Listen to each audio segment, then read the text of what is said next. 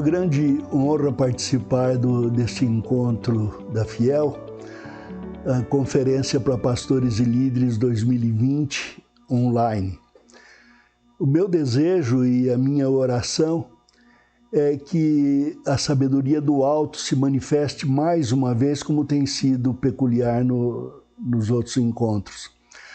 Aliás, foi muito feliz a escolha desse tema em toda sabedoria, porque ela aponta para a pessoa e a palavra de quem é a verdadeira sabedoria, Jesus Cristo, o qual habita em nós. É nesse caminho que nós seguiremos e com uma peculiaridade. Deixe-me contar um caso antigo. Em Brasília, frequentemente nós tínhamos de nos deslocar de casa, na Asa Sul, até a Asa Norte, onde estavam algumas das organizações com as quais trabalhávamos. Havia o Seminário Batista, o Centro Linguístico, Editora Refúgio e mais. O meu caminho era sempre o mais curto, atravessando o plano piloto.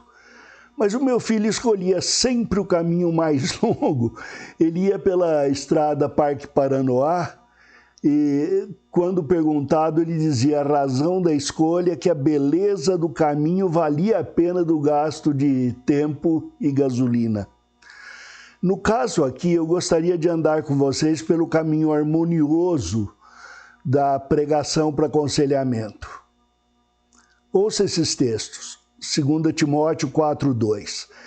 Prega a palavra, insta, quer seja oportuno, quer não, corrige, repreende, exorta com toda longanimidade e doutrina. Em Colossenses 3:16. Habite ricamente em vós a palavra de Cristo. Instruí-vos e aconselhai-vos mutuamente em toda sabedoria, louvando a Deus com salmos e hinos e cânticos espirituais, com gratidão em vosso coração. E o Salmo 47:7. Deus é o Rei de toda a terra, salmodiai com harmonioso cântico. Se vocês observarem os pontos da palavra de Deus em que falam de pregação, de aconselhamento, sempre nos exorta ao louvor. E um dos textos que eu mais aprecio é o de Efésios 1, em que 3 vezes se fala do louvor da glória de sua graça. À primeira vista, os termos pregação e aconselhamento parecem descrever matérias diferentes. Mas como a gente percebe nesses versículos, são assuntos harmoniosos. E eles poderão dar o tom para o nosso ministério, para que reflitamos a beleza do caráter de Deus. Por isso a associação desse texto do Salmo, salmodiai com harmonioso cântico. Em algum lugar, eu escrevi que o aconselhamento cristão não devia ser considerado uma especialidade separada do aspecto pastoral e da comunhão cristã na igreja. Para o pastor, as habilidades para o aconselhamento são parte tanto do preparo como da entrega de sermões e a prontidão para responder aos ouvintes após a mensagem. Podemos imaginar que pregação e aconselhamento sejam 2 correntes de tráfego de uma mesma avenida. Assim, se o pastor quiser ser efetivo no ministério, será preciso que ele seja hábil intérprete da palavra e hábil intérprete de pessoas. Há um sentido no qual o aconselhamento é basicamente a pregação individualizada. No entanto, para evitar um simplismo danoso, é importante considerar a complexidade do assunto para se alcançar uma verdadeira simplicidade. David Powlison costumava dizer que existe uma simplicidade antes da complexidade e uma simplicidade além da complexidade. E é essa que nós procuramos. A primeira questão é se existe mesmo uma pregação para aconselhamento. Em outras palavras, se existe um nicho homilético para o aconselhamento. Eu creio que não. Observe que há uma redundância aqui, porque a própria pregação é aconselhamento. Entretanto, muitos pregadores e líderes têm perspectivas particulares a respeito da pregação, como se fosse matéria separada do aconselhamento. Assim, vai ser preciso explicar o conceito de pregação para aconselhamento. Quando você anda por um caminho, por um campo, você tem o cenário todo ali. Não sei se vocês se lembram dos trens. A gente ia no trem vendo o poste passar e perguntava por que eles estão correndo no caminho contrário. Esse é o risco que nós corremos quando confundimos as coisas e quando não discernimos pregação e aconselhamento. Por isso vamos ver algumas perspectivas da pregação e no aconselhamento. Primeiro, no preparo e na entrega de sermões. Como é que as pessoas têm perspectivas diferentes e quais são? Ora, as pessoas pensam na caminhada diária obrigatória da via expositiva.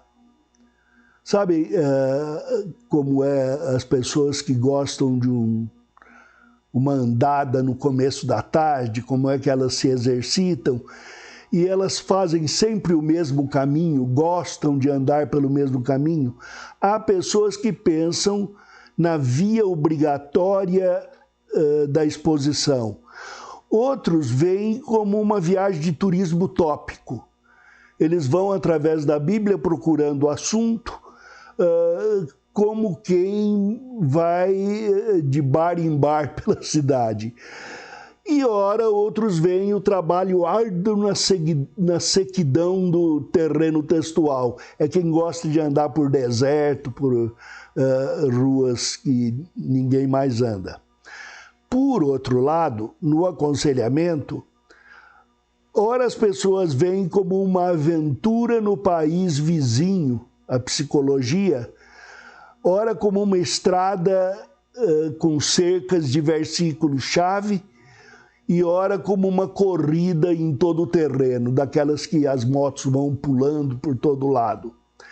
Eu creio que a gente precisa emprateleirar essas ideias, colocar em perspectiva. É comum para fins didáticos, e é bom até, essa divisão dos tipos de sermões em categorias: textuais, tópicos, expositivos.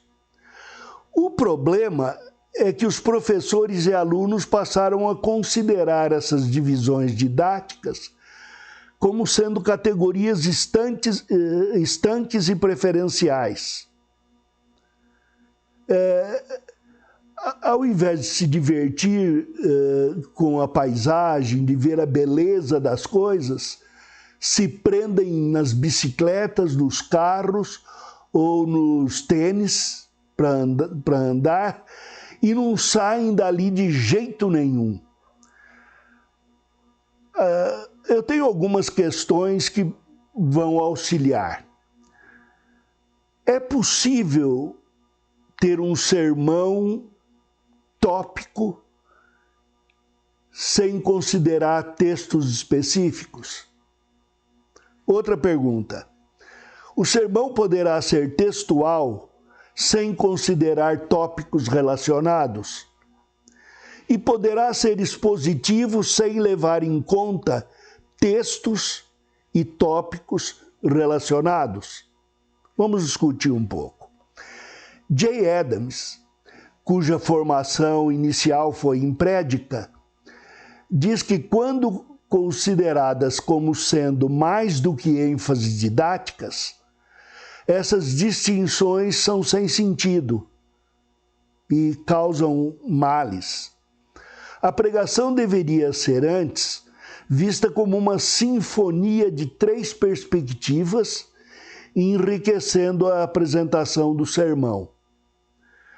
Elas não poderão ser separadas sem empobrecer o sermão. Eu vou ler o que ele escreveu. Por exemplo, pregadores expositivos fracos, e me permitam aqui um parêntese. Existem pregadores expositivos fortes, pregadores tópicos fortes e pregadores textuais fortes. Ele está se referindo ao empobrecimento. Por exemplo, pregadores expositivos fracos acham que a exposição implica em meros comentários sobre uma passagem da Escritura durante um período de tempo, cobrindo um número de áreas com aplicações interpessoais e concluindo quando o relógio avisa que terminou o tempo. Pregadores tópicos fracos tomam um tópico ou tema à vista da Escritura, ou usando a Escritura como pano de fundo, e declamam trivialidades piedosas e verdades sem qualquer consideração quanto à exposição da palavra. Agem como se toda a congregação fosse crer somente no que ele estaria dizendo. Pregadores textuais fracos tomam um verso ou dois, ou uma palavra, e discorrem sobre isso totalmente ou quase totalmente fora de contexto. A verdade é que em todo bom sermão, todos esses aspectos estarão presentes. Terá sempre de haver um texto ou uma porção pregável. Essa é a passagem ou passagens que forma a base dada por Deus para tudo o que é dito na pregação. O texto poderá ser curto ou longo, terá de haver um tópico. Como alguém poderia pregar sem um assunto ou tópico sobre o qual pregar? A ênfase tópica ou doutrinária talvez tenha de incluir outras passagens bíblicas, mas o estudo da passagem base e das demais passagens exigirá sempre a exposição de cada passagem. Eu diria o seguinte: ainda que a pregação deveria ser textual na exegese, tópica no preparo e expositiva na entrega.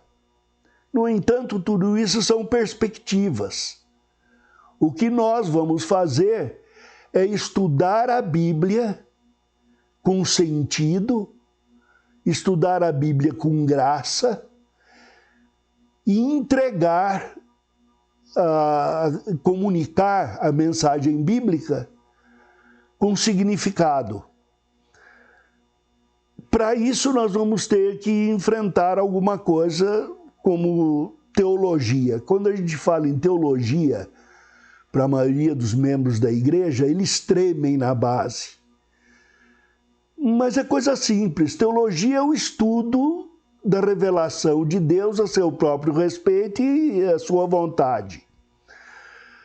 Às vezes, quando falamos sobre teologia, algumas pessoas falam: eu prefiro a teologia bíblica à teologia sistemática. Outros dizem: eu não sou conselheiro, sou teólogo. Vamos parar para pensar um pouco. Quando você vai aprender a ler, ensinam a você a ler as letras. Nós vamos falar um pouquinho sobre isso depois.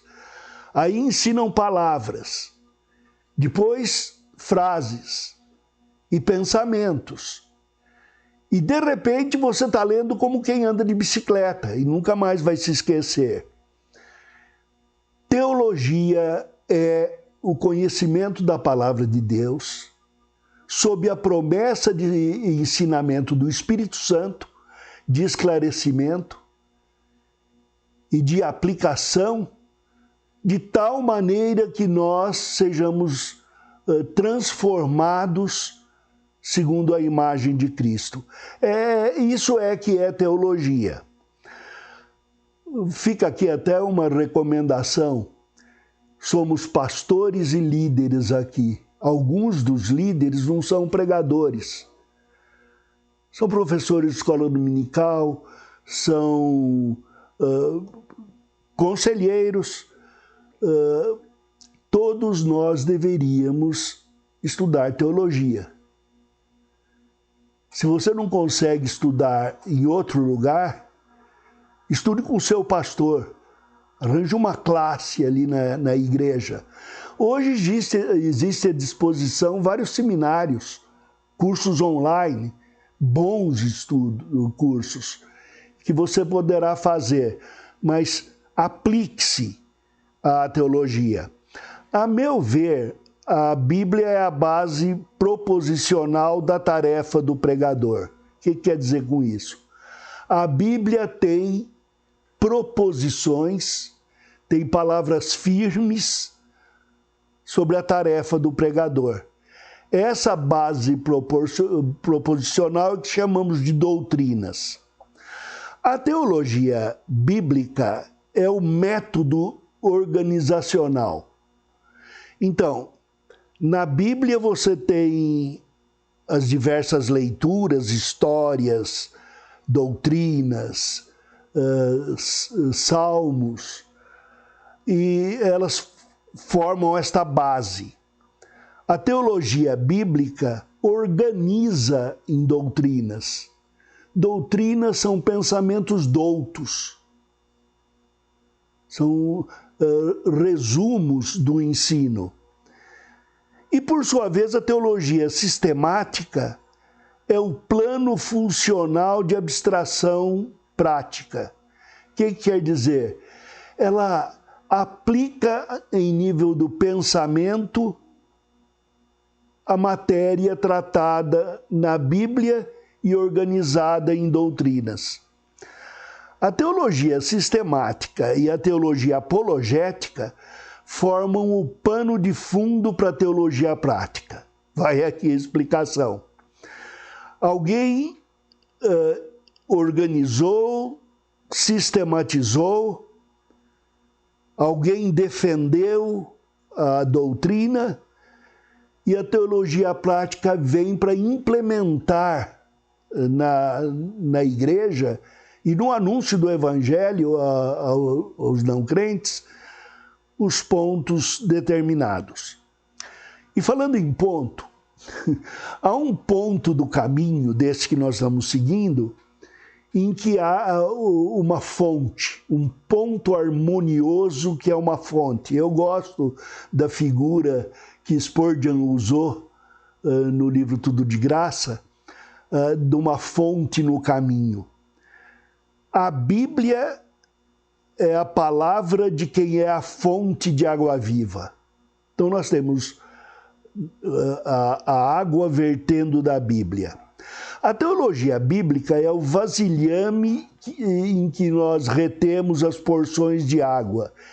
E a teologia sistemática é o ato de examinar a água para servi-la às diversas necessidades. Escrevendo sobre a unidade do discurso teológico, especialmente sobre o que é objetivo e o que é subjetivo no seu estudo, Richard Müller argumentou que a divisão comum que se faz da teologia bíblica, teologia sistemática, prática, ela é justificada. Aliás, há um artigo que eu escrevi no livro em honra ao Dr. Eber, em que eu chamo de teologia perspectiva, que trato desse assunto, se alguém quiser ver um pouco mais. Mas o que o Miller disse foi, para afirmar o caso ainda mais teologicamente, o princípio bíblico da reforma requer uma distinção inicial entre teologia bíblica e histórica, enquanto que os mandamentos bíblicos para crer e obedecer criam a distinção entre as disciplinas do pensamento e da ação, sistema e prática. E ele diz: contudo, se não considerarmos a unidade do discurso teológico, perderemos a relação consequente entre os aspectos do estudo. Onde que eu quero chegar? Aquela pessoa disse: eu não sou conselheiro, sou teólogo. Outro diz: eu sou pregador, eu sou pastor de escritório, não sou pastor de púlpito. E já houve até quem dissesse: eu não saio do escritório, só fico preparando o sermão e vou para o púlpito. Vejo pouco as pessoas. Se nós dividirmos tudo, ficaremos sem nada. Todas essas perspectivas formam o conjunto da paisagem. Os Guinness e John Seal, no preâmbulo exortativo feito aos evangélicos, no livro No Gods But God, escrevem que a decadência da verdade é refletida por muitos autores, com magníficas exceções, eles dizem, os quais procuram reforçá-la com auxílio de modelos seculares, desprezando a teologia. Aqui é que entra aquela questão. A igreja tem visto pregadores psicologizados, pregando mais psicologia dos púlpitos, com o auxílio do pensamento secular, do que abstraindo a psicologia bíblica. Daí vamos me perguntar: mas existe psicologia bíblica? E o que é antropologia? A doutrina bíblica do homem. Uma doutrina bíblica dependente do conhecimento de Deus. Essa é a nossa psicologia. E todo teólogo é conselheiro formado, porque ele tem a palavra da verdade, incluindo as exortações como habilidades para ouvir, habilidades para falar, habilidades de prestar atenção, habilidades de pensar no interesse do outro antes de pensar no próprio interesse, habilidades de pensar seletivamente, de separar o pensamento do mundo do pensamento da palavra de Deus. Tudo isto deveria ser praticado, e não só no escritório, mas em todas as áreas da vida, no andar, no levantar, no assentar, como disse em Deuteronômio 6. O Guinness e Seal disseram: repelida à guisa de teologia de seminário, como se fosse especializada, profissionalizada e seca, essa decadência permite que os evangelhos sejam atraídos por movimentos que substituem a teologia por ênfases relacionais, terapêuticas, carismáticas e empresariais, como é o exemplo do crescimento na igreja do coaching. Quaisquer que sejam as virtudes que contenham, nenhuma dessas ênfases dá à verdade e ao seu estudo teológico o lugar que ela requer na vida e no pensamento do verdadeiro discípulo. Olha o que ele acabou de dizer. Por mais partículas de verdade que tem em todas esses aspectos, nada substitui a pregação. Nem o aconselhamento vai substituir pregação. Ele terá de ser pregação individualizada. Então, de uma forma, estamos tratando com uma unidade. E é aqui que vamos ver essa unidade na pregação e no aconselhamento. A palavra de Deus é definitiva sobre muitas coisas em termos do conhecimento de Deus e da sua vontade. Isso é porque Deus é perfeito e imutável, e a sua palavra viva, Cristo, e a palavra viva e escrita, é a expressão do seu próprio ser. Então ela é definitiva. O que ela disse que Deus é, Deus é. Quanto aos homens, ela é menos definitiva, ela é mais descritiva. Por quê? porque somos imperfeitos e mutáveis. Imperfeitos porque somos menos do que Deus e decaídos. Imutáveis porque na queda não paramos de cair. Vamos sempre de mal a pior. Uma vez regenerados, ainda vivemos neste mundo decadente e neste corpo decadente, de maneira que alimentamos desejos carnais. Assim, a Bíblia trata de uma maneira mais descritiva a respeito do homem. As palavras, eu escrevi em outro lugar, elas são fluídas, dinâmicas, elásticas. Então, é preciso que na pregação nós apanhemos as doutrinas bíblicas para suportar a comunicação e que apanhemos o conhecimento do homem para sabermos aonde dirigir, para termos um alvo na pregação. Em diversos escritos, Calvino tece comentários sobre doutrina, pregação e aconselhamento de maneira perspectiva. Olha o que ele escreveu. Não basta ensinar se você não insta, pois a doutrina do Evangelho é ajudada por exortações, para que não fique sem efeito. É responsabilidade do embaixador reforçar com argumentos. Ele fala dos pregadores, não apenas oferecem a graça de Deus, mas se esforçam para que ela não seja oferecida em vão. Uma exortação não exclui a doutrina. Esse é o ofício do que ensina. Não proferir palavras do seu próprio pensamento, mas da Escritura. Mas sabemos que o uso do ensino é duplo. Primeiro, que aqueles que sejam totalmente ignorantes aprendam os elementos primários. E segundo, que aqueles que são iniciados progridam.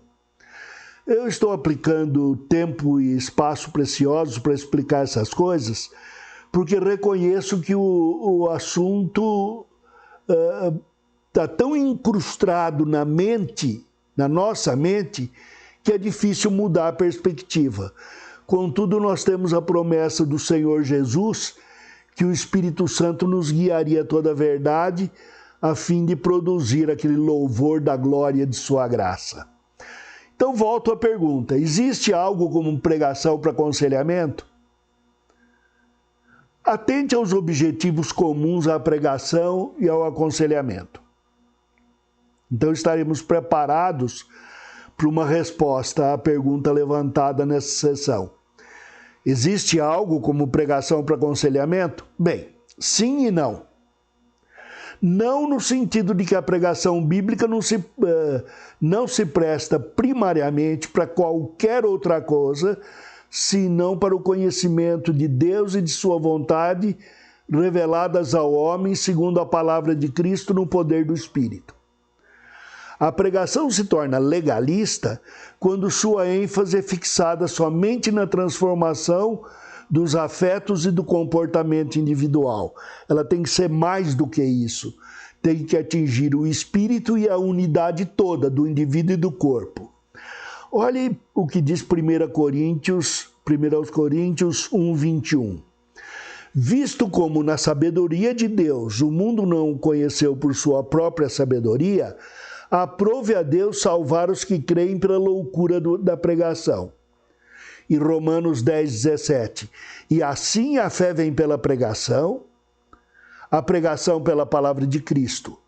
E em 1 Coríntios 2:4, a minha palavra e a minha pregação não consistiram em linguagem persuasiva de sabedoria, mas em demonstração do Espírito e de poder, para que a vossa fé não se apoiasse em sabedoria humana, e sim no poder de Deus.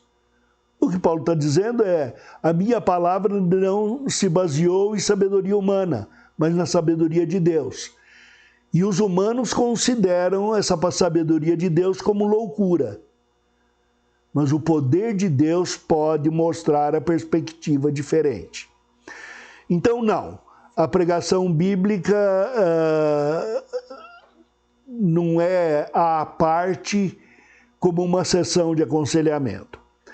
E sim, no sentido de que fala para formar em nós, individual e coletivamente, a imagem de Jesus. Como disse em 2 Coríntios 4:6, porque Deus que disse, das trevas resplandecerá a luz, Ele mesmo resplandeceu em nosso coração para iluminação do conhecimento da glória de Deus na face de Cristo. Nesse sentido, toda pregação é para aconselhamento. De alguma forma, ela pretende a transformação. Isso é igual na pregação e no aconselhamento. Outra coisa é que toda mensagem deveria cumprir o seu papel profético. 1 Coríntios 14:3. Mas o que profetiza fala aos homens, edificando, exortando e consolando. E a profecia aqui é o ministério da pregação, que fala aos homens para edificação, exortação e consolação. E o que é isso senão aconselhamento? Então a resposta é sim, no sentido de que algumas mensagens, mais do que outras, objetivam a preparação para enfrentar problemas e para a redenção do caráter em face de problemas.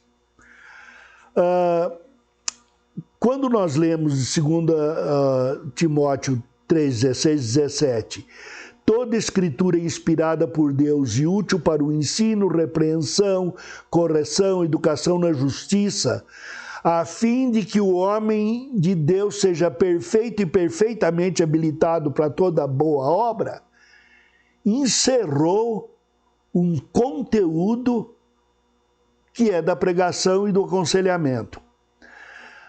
Aliás, há um líder de igreja chamado James Lansbury. Ele é membro da Redeemer Presbyterian Church e eu falo a respeito disso porque ele também foi vice-presidente operacional da Samaritan's Ministries. E ele escreveu um artigo, olhe bem, pregação a partir da perspectiva do ouvinte. Já imaginaram que existe isso? Nós vemos aí preparo e entrega de sermões. Alguém tem que escrever no Brasil o preparo e a recepção da mensagem pregada. Porque o ouvinte, ele é coautor da pregação. À medida que ele ouve, o Espírito opera nele.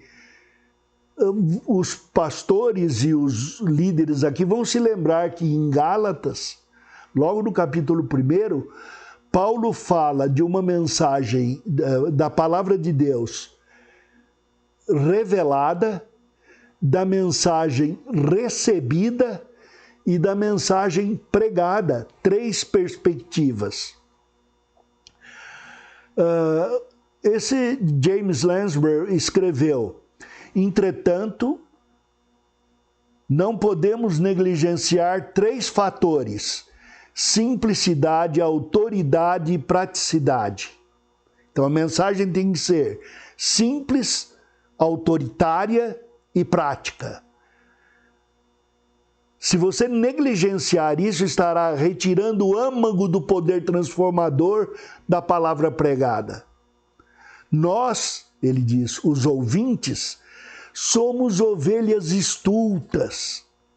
Precisamos de sermões de estrutura simples. Somos rebeldes, pecadores de ouvidos surdos. Precisamos de mensagens entregues com autoridade. Somos confusos e vagantes. Precisamos de algo que mude a nossa vida de maneira prática. E ele diz: oro pedindo a Deus que nos dê isso, que cada dia do Senhor, cada domingo, Ele nos alimente com boa comida temperada com simplicidade, autoridade e praticidade. A pergunta como pregar para aconselhamento poderia ser substituída por como não pregar para aconselhamento. É simples de entender. Se a tarefa do pregador é a do profeta, não há outra maneira de pregar senão aconselhando, consolando, edificando. Muitos de nós adquirimos um vício frustrante de procurar textos que ofereçam base para sermão. No Brasil é bem conhecido o compositor de escola de samba que fica procurando na história motivos para fazer o samba enredo. E nós passamos, na quinta-feira, começamos a tremer procurando texto para sermão. Não, o sermão, na verdade, flui do estudo bíblico pessoal, em humilde oração. A Bíblia, a leitura que você faz, a oração que você faz. E essa mensagem que vem para o indivíduo, ela é processada no culto familiar, no culto doméstico. Então ela é um culto individual, processa no culto familiar e é experimentado dia a dia na comunhão com os irmãos. Aí nasce o sermão. Aí o texto brota como fruto. A dificuldade que nós temos com a entrega de sermão procede de algumas deficiências. Primeiro, deficiência da comunhão com Deus e com a palavra. Tem gente aqui que não tem devocional. Vai levando porque tem que fazer visita ou tem que preparar relatório. Em segundo lugar, vem da deficiência da nossa formação básica. Hábito de leitura, estruturação do pensamento. Um pastor uma vez me disse, eu tenho dificuldade de pensar como eu leio nos livros, que o pessoal pensa. Eu falei, como que você conseguiu formular essa pergunta? Se você não pensa, não dá nem para perguntar. Se perguntou, já pensou. E é natural isto, só que nós temos que aprender a pensar segundo a Bíblia. Temos que pensar de maneira ordeira, segundo a doutrina. A dificuldade que temos com a compreensão e integração de texto vai ser ajudada se a gente pensar um pouco em Atos 2, 46, 47, onde tem os conceitos de instrução, comunhão, adoração e serviço. Toda a instrução bíblica passa pela aquela pedra que moe o trigo, que moe o grão, o milho, pela mó da comunhão. Então a Bíblia diz que se alguém não ama, não aprendeu como convém. E essa comunhão provoca a adoração. Se for adorar e tiver problema com o irmão, deixa a oferta, procura Deus, depois volta, procura o irmão, depois volta e adora. Então, instrução, comunhão, move a adoração, que redunda em serviço. É o fruto. Isso vai auxiliar o pregador a aumentar a habilidade de falar aos homens, edificando, exortando e consolando. O contato do pregador com Deus e a sua palavra devia prefigurar o contato do pregador e da sua palavra com os ouvintes. Deus nos buscou para a salvação e o Espírito nos busca com afinco, pressionando.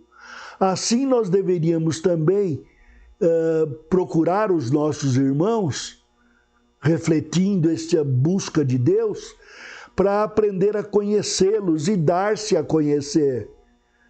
Não podemos ser um estranho no púlpito, nem o povo de Deus pode ser estranho a nós. Aliás, nesse momento, uma exortação. Deveríamos ensinar nossa igreja a ler. Ah, mas livro é muito difícil. Lê 2 vezes. Mas é muito difícil. Olha, Pedro acabou dizendo de Paulo que Paulo escrevia coisas difíceis de entender. Eu acho difícil Pedro. Então, eu acho difícil aquele que achava difícil. Mas o Espírito não prometeu esclarecer? Ele não prometeu que nos levaria ao conhecimento da palavra? Outra dificuldade é a confusão levantada por defensores e oponentes da teologia sistemática. Por que existe tal confusão? Uma das razões que já vimos antes é que há pessoas que não atentam à integração circular crescente do estudo da palavra. Quer dizer isso? A Bíblia é a proposição de Deus para a fé e prática de vida. A teologia bíblica é a organização de tais proposições em categorias de pensamento bíblico. E a teologia sistemática é a fundamentação e categorização das mesmas proposições em termos de abstrações práticas. Então, o que nós vamos fazer é Bíblia, organização do pensamento em doutrinas, sistematização para ver o que é prioritário, o que vem depois, o que é dependente do quê, e depois a parte prática, a aplicação no aconselhamento. A revelação escrita de Deus é a hermenêutica da criação. Deus fez uma hermenêutica do pensamento que ele iria criar. E daí criou. E depois revelou. Agora, nós vamos à Bíblia, fazemos a hermenêutica, a exegese, para construir a homilética.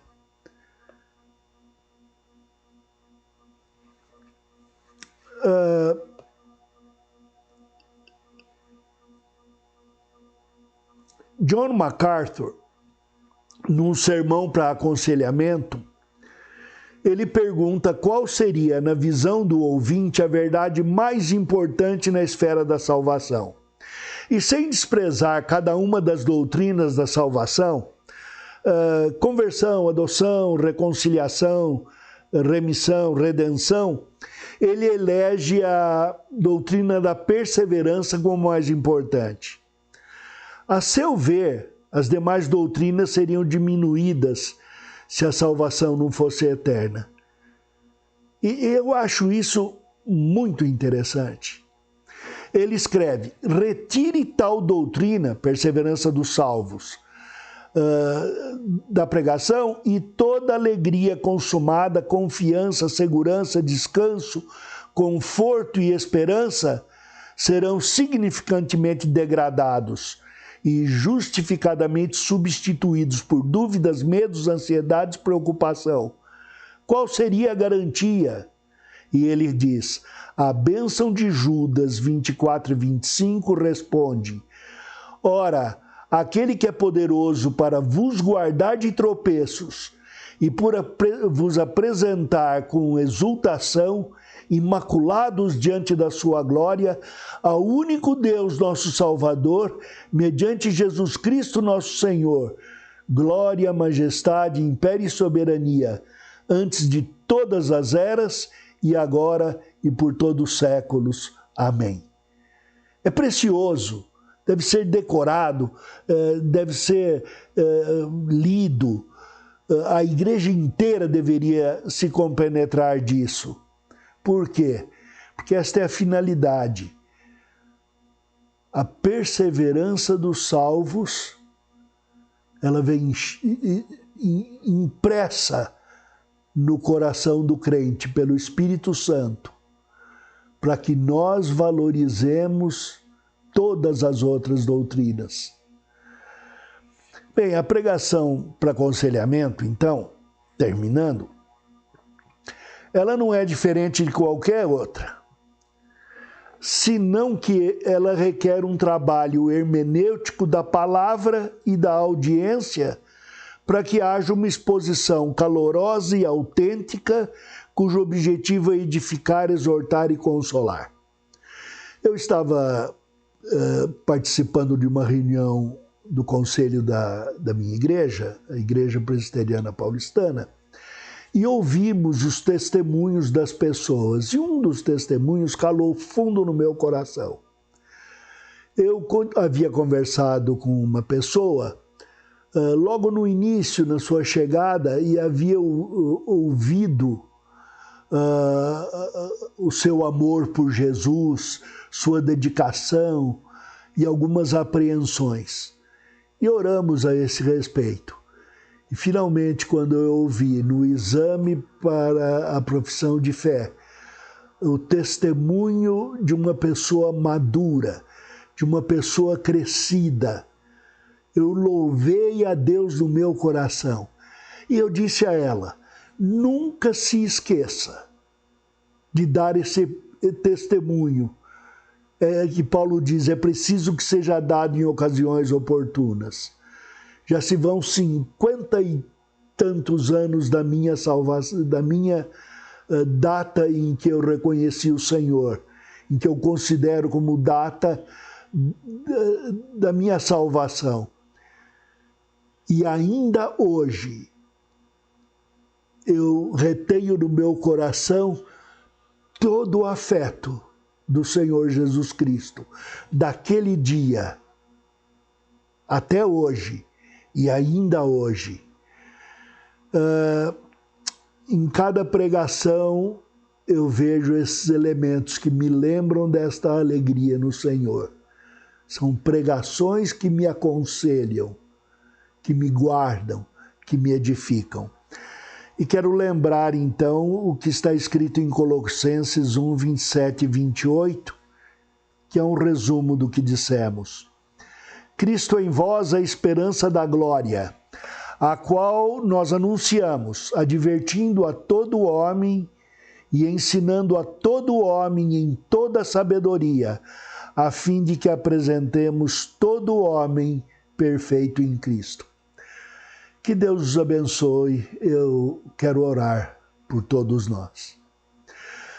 Senhor, a tarefa de pregar para os corações, para aconselhar, é uma tarefa difícil e somos fracos e inábeis.